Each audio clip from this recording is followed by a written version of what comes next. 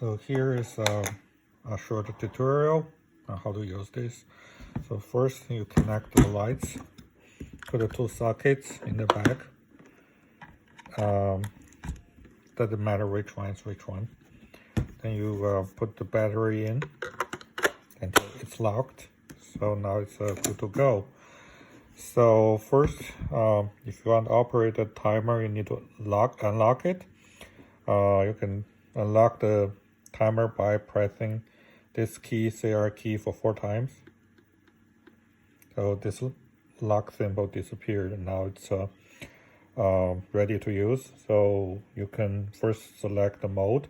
There are 3 modes. It's on, automatic, and off. So you can press the button, choose the mode you want it to be in. When the power is on, the light will be on as well.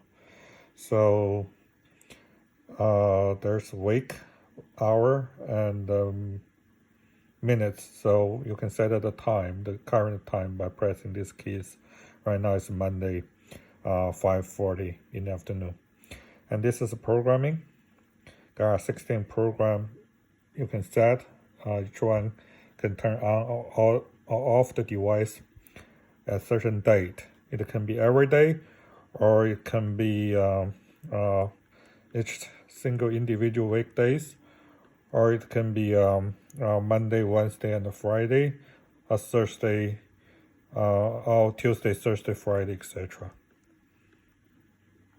So right now it's the first program is set to be on at 4:25, and press it again. That's the off time. It's set as 10:24. Now it's 10:25. So that's the first program slot, and you can do so for the rest of them. So the second one will turn on the light at 12:20 in the midnight, and it will turn off the light again at 12:30, etc.